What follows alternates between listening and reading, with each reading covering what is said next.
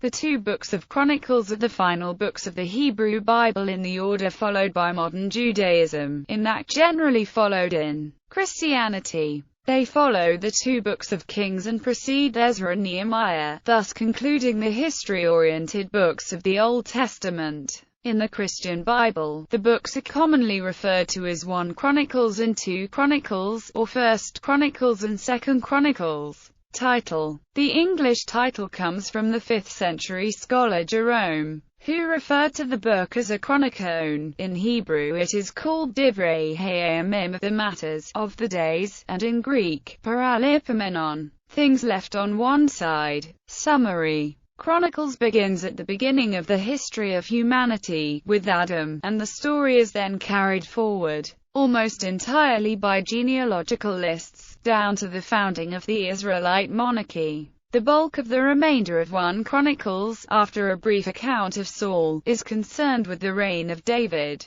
The next long section concerns David's son Solomon, and the final part is concerned with the kingdom of Judah, with occasional references to the kingdom of Israel. In the last chapter, Judah is destroyed and the people taken into exile in Babylon, and in the final verses the Persian king Cyrus conquers Babylon, and authorizes the restoration of the temple in Jerusalem, and the return of the exiles. Structure. Originally a single work, Chronicles was divided into two in the Septuagint, a Greek translation produced in the centuries immediately preceding Jesus. It has three broad divisions. The genealogies in chapters 1 to 9 of 1 Chronicles, the reigns of David and Solomon, taking up the remainder of 1 Chronicles, and chapters 1 to 9 of 2 Chronicles, and the story of the divided kingdom, the remainder of 2 Chronicles. Within this broad structure there are signs that the author has used various other devices to structure his work,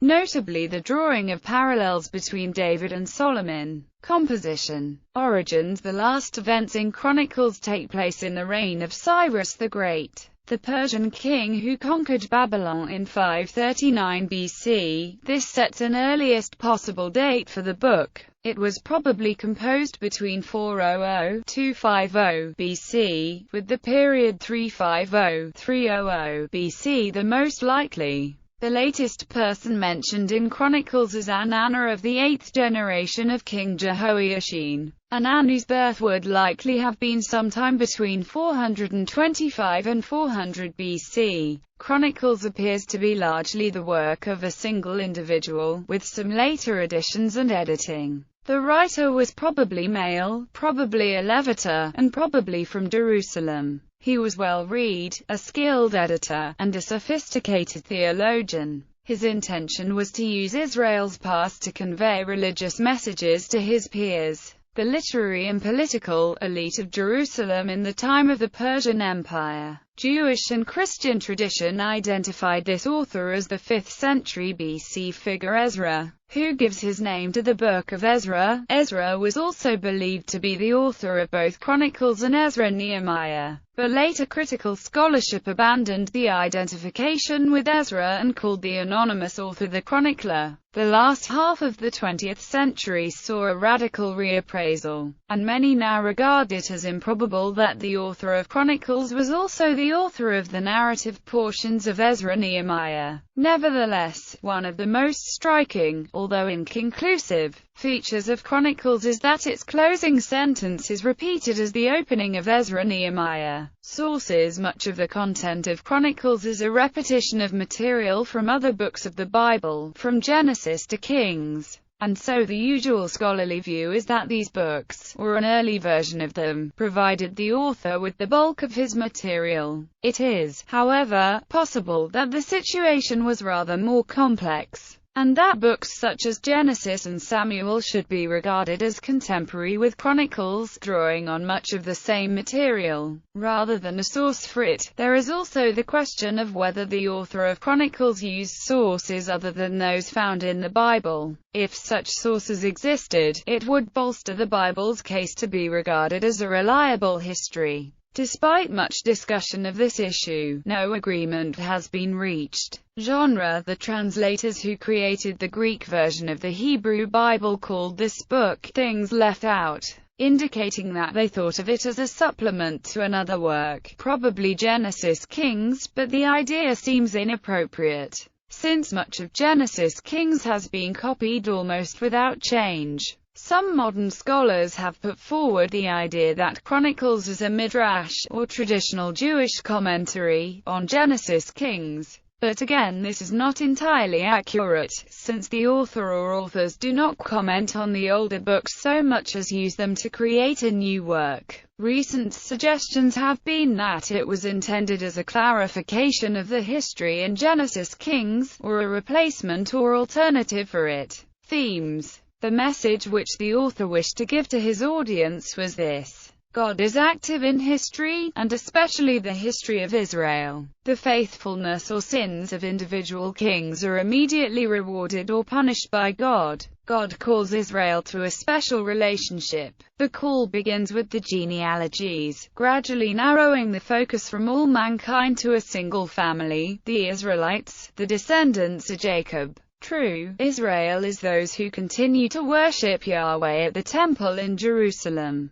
with the result that the history of the historical kingdom of Israel is almost completely ignored. God chose David and his dynasty as the agents of his will. According to the author of Chronicles, the three great events of David's reign were his bringing the Ark of the Covenant to Jerusalem, his founding of an eternal royal dynasty, and his preparations for the construction of the temple. God chose the temple in Jerusalem as the place where he should be worshipped. More time and space is spent on the construction of the temple and its rituals of worship than on any other subject. By stressing the central role of the temple in pre-exilic Judah, the author also stresses the importance of the newly rebuilt Persian-era Second Temple to his own readers. God remains active in Israel. The past is used to legitimize the author's present. This is seen most clearly in the detailed attention he gives to the temple built by Solomon, but also in the genealogy and lineages,